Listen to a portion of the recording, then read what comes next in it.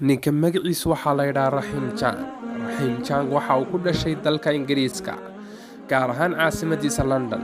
Waxaanu qaatay diinteenna suuban ee Islaamka, isagoo ku soo hanuunay isagoo akhrinta Qur'aanka Kariimka ah.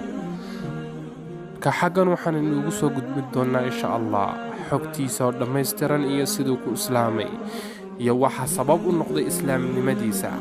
nala daawasho wacan. magacaygu waa Raheem Chang. waxaan ku dhashay London. noloshaydoo dhan waxaan ku qaatay magaalada London. waalidkay waxa uu ka yimi Hindiya 1940. waxaanu ka soo jeedaa dalalka Xijaaz oo Carabta ka mid ah. hooyadayna waxay ka soo jeedaa dalka Ireland. hooyaday iyo aabbahay waxay isku barteen halkan London. waxay haysataa Kathooliga, sidaa awgeed waxaanu ku soo barbaaranay xorriyad. uu qof walba uu qaadanayo diintuu doono, maanu haysan diin aan raacno oo aanu ku dhaqanno.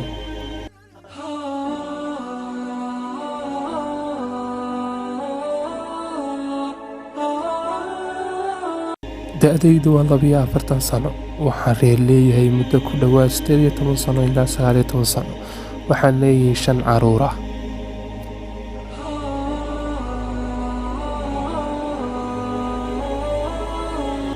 Raheem shaqadiisu waxay ahayd inuu ka shaqeeyo duubista heesaha ilaa uu ka shaqeeyay shirkado caan ah. waxaan ka shaqeeyay mid ka mid ah shirkadaha ugu caansan caalamka ee duubista heesaha ee la dhaho Motor Records. markaan Motor Records ka bilaabay shaqadii, waxaan galay caalam kale. sidoo kale waxaan la shaqeeyay Stevie Wonder, waana fanaaniinta ugu caansan caalamka. sidoo kale waxaan ka mid ahaa kooxdii qabanqaabisay dhalashadiisii 48aad ee Stevie Wonder. sidoo kale waxaan ka mid ahaa dadka duuba heesaha aflaamta sida filimka Terminator 2. sidoo kale waxaan ka shaqeeyay waxyaabo badan oon ka goostay abaalmarino badan. markaan qof weyn oo mas-uula noqday, wax diina maan haysan. maan ahayn Kiristan. hooyaday waxay ahayd Kiristan, laakiin anigu maan ahayn Kiristan. sidaa awgeed wakhtigaa diin waxa ii ahaa muusikada. dabcan diintaydu waxay ahayd muusikada. Raheem, goormaad dareentay in qalbigaagu soo gelaya islaamnimada? sababtu waxay ahayd xiriirka naga dhexeeya aniga iyo adeerkay iyo saaxiibkay. waxaan u nooleen si wada jira oo walaalnimo ah ilaa 18 jirkaygii. waxaanu ahayn qaar soo wada qaatay fasaxooda xagaagii mid ka mid ah waxaanu sameynay qorshayaal noo gaara aan waqtiga ku qaadanayno. kadib wuu isoo garaacay. waxaanu igu yidhi waxaan kuu hayaa war xun. waxaan ku yidhi war nooceeya? wuxuu yidhi xagaaga ma awooda inaad i raaco. waxaan ku yidhi waayo maxaa dhacay? waxay igu yidhi sanadkan waan soo xajayaa. kadib waan yaabay. waxaanu igu yidhi awood iyo wax fikrada ma hayo. kadib waxaan ku yidhi hooyada ayaan la hadlayaa. waxaan telefoonka kala hadlay hooyadii. waxaan ku yidhi eedda waan ku baryayaa hadirin. waxay igu tiri wuu tegayaa waayo waa ku waajib, wuxuu gaadhay 18 jir. waxaan ku yidhi waan ku baryaa ee waan ballannay hadirin. waxay igu tiri maya, weyna iga diiday. wuxuu igu yidhi maxaan sameeyaa? waan ka xumay. kadib xagaagaas waxaan raacaya saxaabtii kale, isna wuxuu tegay xajkii. markuu xajkii ka soo noqday waxaa ka muuqday isbeddel aad u weyn oo xagga diinta ah. wuxuuna bilaabay inaanu annagana raacin. muu noqon mid taga meeluhuu tegi jiray ee aan ku kulmi jirnay, iyo meelihii muusikada laga shidi jiray, iyo meelihii kale la midka ahaa. wuxuuna bilaabay inuu diintiisa adkaysto. waxaan gaadhay marxalad amba heer aan ku dhowaada inaan waasho. waxaanan u maleeyay inaan waashay. waxaanan xasuustaa in Alle subxaanahu wa tacaala la galay ballan anigoo xilligaas ku dhacay macaasi aad u fara badan. waxaan xasuustaa inaan Alle subxaanahu wa tacaala aan la hadlan ducaystay, anigoo yidhi haddaad ilaahayu iga badbaadiso dhibaatada aan ku jiro, in aan iska dayn doono macaasida gebi ahaanba muddo 3 wiig ah. ballantaasaan la galay ilaahay subxaanahu wa tacaala. isla maalinta ayaan ku fikiray inaan kitaabka qur-aanka kala furo oon akhriyo. markaan akhriyey waxaabad moodaysayba mucjiso. aayado waxaa jira aan kuwa macnaystay luuqadda ingiliishta ah oo ahayd culays kasta waxa ka dambeeya fudayd. fa inna maca alcusri yusraa, inna maca alcusri ee ku jirta suuratu sharx.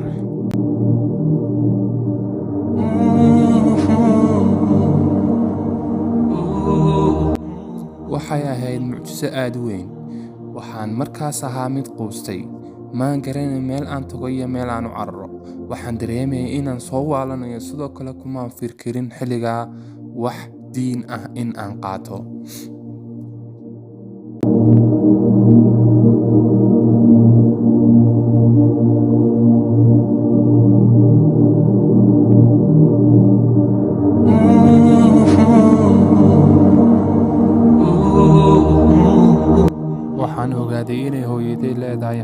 kansarka weliba kiisa xun.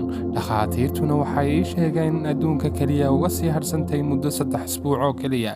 laakiin wallaahi waxay mucjiso, waayo waxay ku bilaabmatay islaamnimadeedu tallaabo. laakiin haddaan sheekada nuxurkeeda ku siiyo, maalin ayay ii yeedhay, waxayna ahayd mid aad ugu dhow inay dhimato.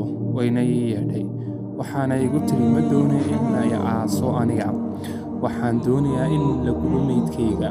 waxaan ku idhi dhib male. kadib waxaan ku idhi yaa gubaya meydkaaga. kadibna way aamustay, waxayna tiri haddaayaa kale i gubi lahaa aan adiga ahayn.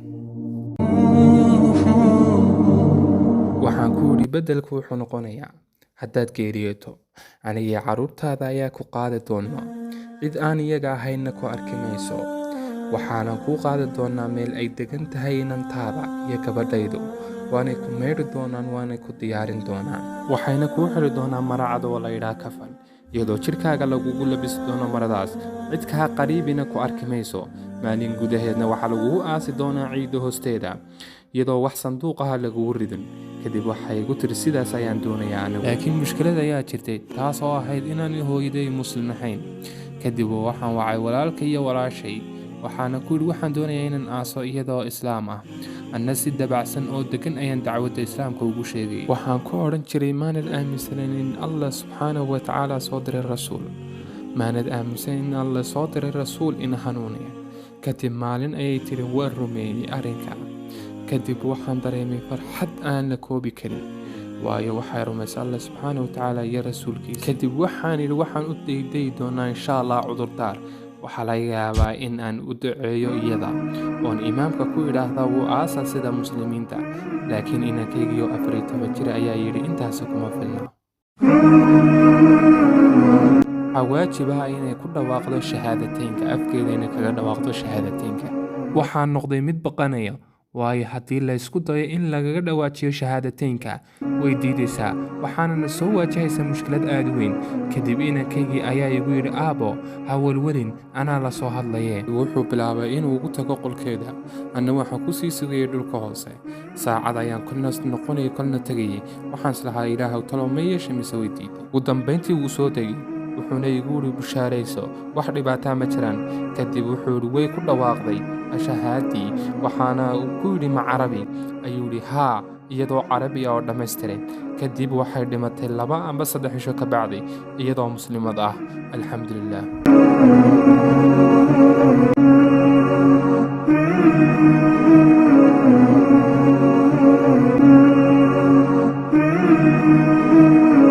waxaan aad u jeclaa suuratu lfajar. markii koowaad aayadaheedu waxay noqdaan mid aad ay u dhegaystaan dhegahaygu, weliba inta ugu dambaysay suuratu lfajar. يا أيتها النفس المطمئنة ارجعي إلى ربك راضية مرضية فادخلي في عبادي وادخلي جنتي. weliba waxaan jeclaa markuu sheekh sacd alqaamidi uu aad ugu akhriyay aayadahan. يا أيتها النفس المطمئنة ارجعي إلى ربك راضية مرضية فادخلي في عبادي وادخلي جنتي. anigu maan garanay macnaha aayadahan, laakiin waxay soo jiitay codka aadka u macaan ee lagu akhriyayo. kadib markaan bilaabay oon fahmay macnaheeda, waxaan ka dareemay baraariyo farxad meel walba.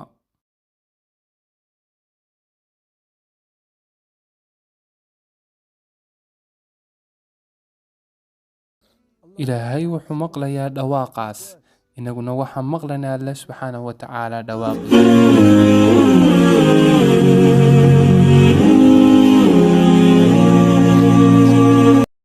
sidaa awgeed aayadahaasi qalbigayga qaali ayay ku yihiin, waayo hamigayga iyo rajadeedu waxa weeye inaan alle subxaanahu watacaala aayadahaasoo kale ka maqlo. waxaana rajaynayaa inuu awlaadayda iyo carruurtayda iyo aabbahayna uu maqli doono insha allah.